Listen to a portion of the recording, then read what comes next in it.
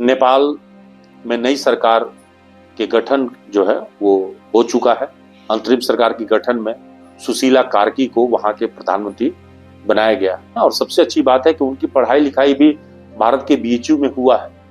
लेकिन असल समस्या तब दूर होगा जब नेपाल में अगले 6 महीने बाद यानी मार्च 2026 में जब चुनाव होंगे वहां, तब नई सरकार जो आएगी उसके ऊपर एक बड़ी जवाबदेही होगी नेपाल के पुनर्निर्माण को लेकर, आगे बढ़ने को लेकर। क्योंकि इस आंदोलन के बाद जेएनजी के जुड़े हुए जो आंदोलनकारी हैं वो उस सरकार में शामिल होंगे नहीं होंगे, ये विषय है। सुशीला कार्की जो वहां की पहली महिला चीफ जस्टिस रही है सुप्रीम कोर्ट की, उन्हीं को इस बार पहली पीएम बनाया गया है, पहली महिला पीएम है नेपाल की। तो अब उनके ऊपर ये जवाबदेही है कि वो एक ऐसी सरकार का गठन करें जो लोकप्रिय हो और वो चुना हुआ सरकार वहां के भविष्य तय कर दे।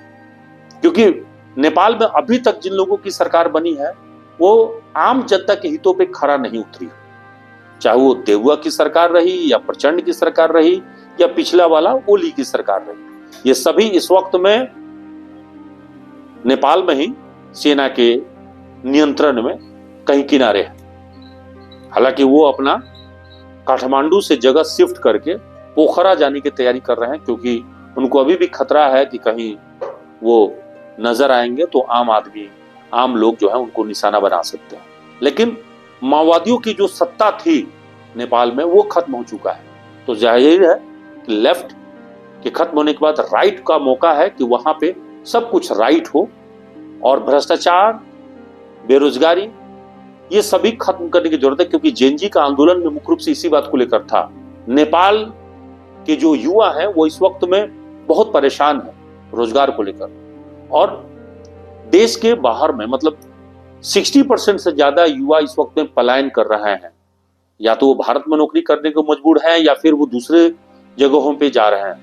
और दुर्भाग्य देखिए कि एक नेपाली नागरिक में से कुछ ऐसे युवा भी हैं जो रूस के सैनिक में भी भर्ती होने को तैयार हैं और यूक्रेन के भी सैनिक बनने के लिए तैयार हैं। तो दोनों तरफ से अगर वो लड़ते हैं तो दोनों तो अपने ही भाई लड़ेंगे। इसलिए बेरोजगारी के आलम में ये बड़ा ही खतरनाक है। दूसरा नेपोटिज्म, नेपो किड्स, उसके खिलाफ थे, भाई भतीजावाद, ये वाला बीमारी तो भारत में भी है। लोगों में नेताओं के प्रति, पॉलिटिकल पार्टी के प्रति आक्रोश बढ़ेगा। नमस्कार।